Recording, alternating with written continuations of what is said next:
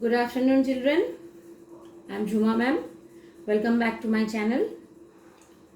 Today we will discuss about the last session related question answer in detail through textual explanation. We have started chapter 2 on the trail of the earliest people, and along with that another chapter, the third chapter, some of the books which you have received. There, the first chapter, second chapter, and third chapter has mixed by board. So this chapter 2 will consist of these two chapters together. Last session we have discussed about the earliest people, hunter-gatherers, why they are moving from one place to another place, the uses of fire, the different kind of tools, where all those tools were being found, regarding all key points. Let's start with the textual reference. You can see the earliest people, why were they on the move? Why they moved from one place to another place? We know that the people who lived in the subcontinent as early as 2 million years ago, today we describe them as hunter-gatherers. Previous chapter also we discuss about this particular term. So in this chapter, once again, I am not repeating those things. The name comes from the way in which they got their food. Generally, they hunted wild animals, caught fish, birds, gathered fruits, roots, nuts, seeds, leaves, stalks, and eggs. So, in this part, you will be getting first question of this chapter: who were hunter-gatherers? From where they got their name? You can see this term, hunter-gatherers. These particular will be your question.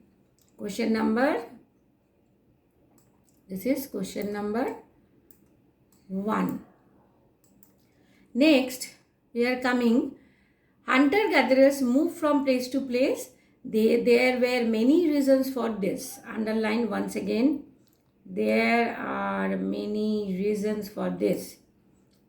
First, this is first point, this is second point, this is third point, and this is the fourth point.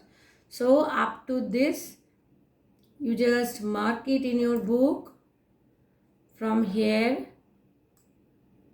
and that will be your question number 2. Question number 2, that will be, why this hunter and gatherers moving place to place, or what are the reasons for that the hunter-gatherers moved from place to place. 4 points are there. As they were staying for a long time, so all kind of resources are finished, so they need to go elsewhere for search for food.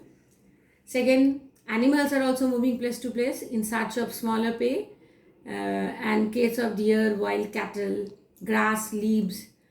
For all this, who hunted them, they also had to follow their movements. Plants and trees bear fruit in different seasons, and according to the different seasons, the availability of the fruits are differing. That's why the people are moving.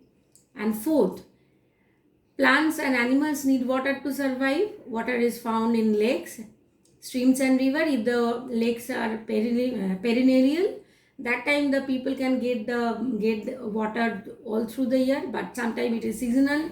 That's why in search of water they need to move from place to place during the dry season, especially during winter and summer. Now I am coming to the next slide. From where this evidences are being found. Archaeologists have found some of the things hunter-gatherers made and used. It is likely that people made and used tools of stone, wood and bone. You can see, see that this portion you will be getting another question that people are using tools of stone, wood and bone. Which stone tools have survived best? So what of tools and made used and made by people, that will be the answer of question number, that will be question number 3. Now I'm coming to the next.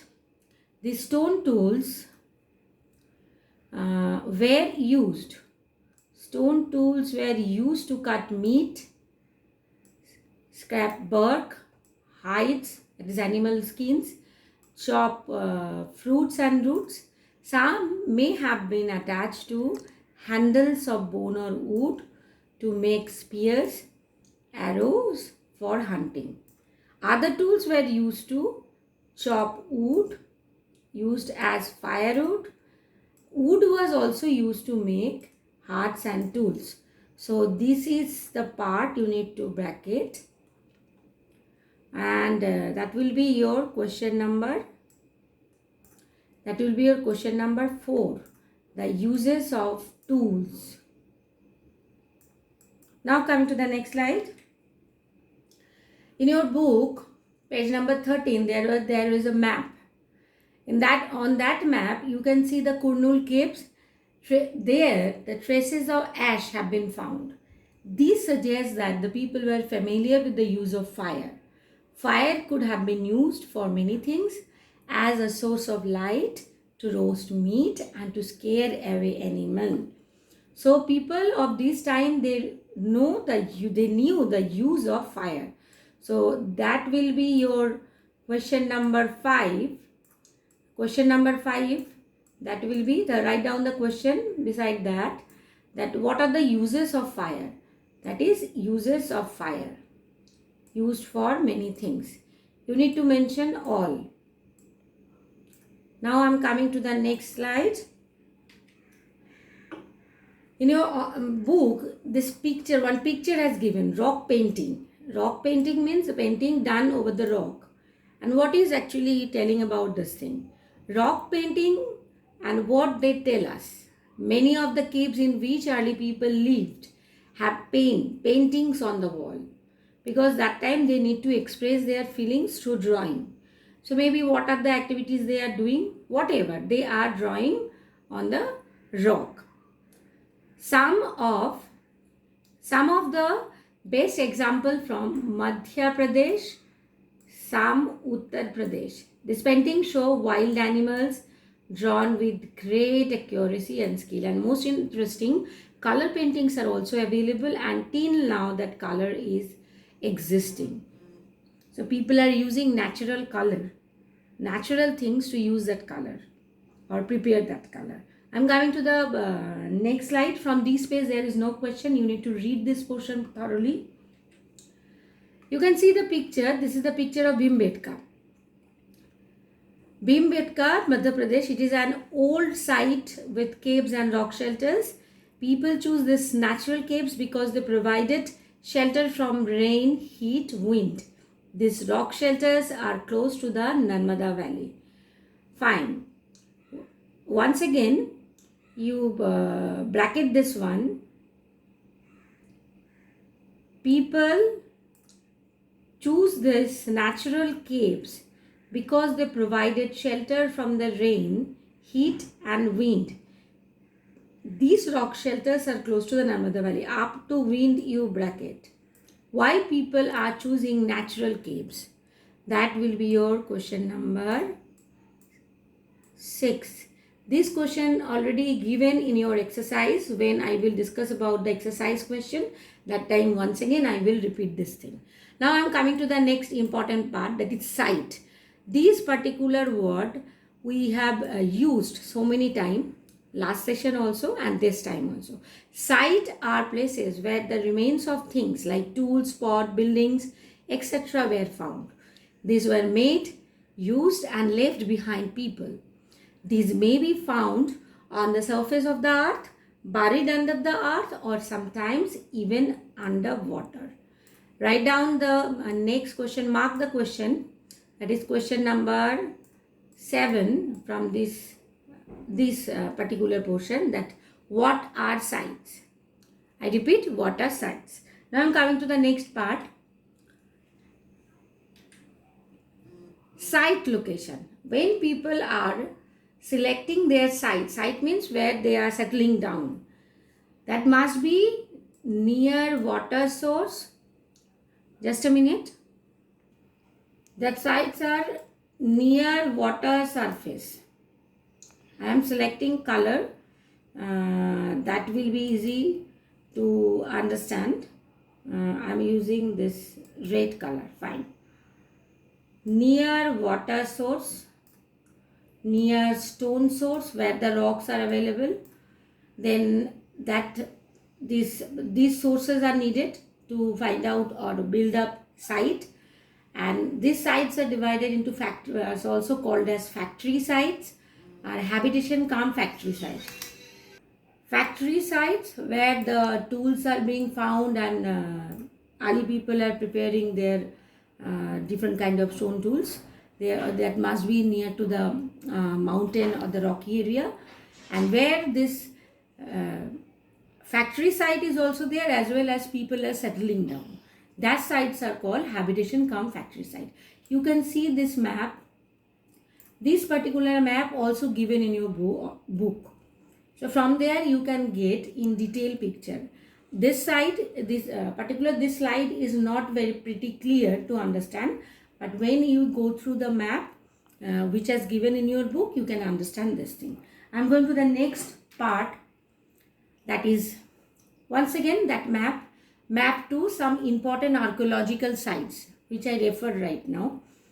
You can see there are 1, 2, 3, 4, 1, 2, 3, 4, 5 colors have used. See, this is yellow, then this is blue square, then orange star, green circle, and as well as you can see the black square also. So all these places marked with red triangles are sites from which archaeologists have found evidence of hunter-gatherers. Hunter-gatherers lived in many more places, only some are shown on this map. Many sites were located near sources of the water such as river and lakes. It is compulsory, you know that. As stone tools were important, people always trying to find out place where good quality stone was easily available. Here some of the places are very famous, and we are actually known this place by the name itself, and some of the places ancient name we really don't know.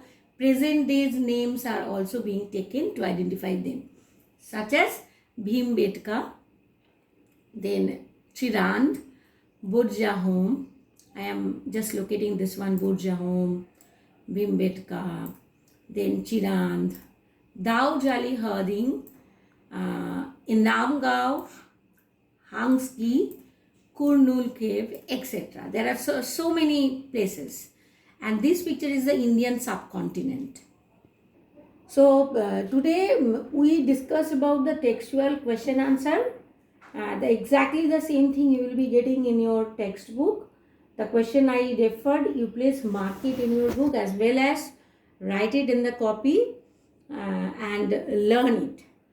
Next session we will go in detail about this archaeological sites along with the timeline of this archaeological time zone, followed by Paleolithic, Mesolithic and Neolithic ages. Okay, till then, be safe and happy. Goodbye.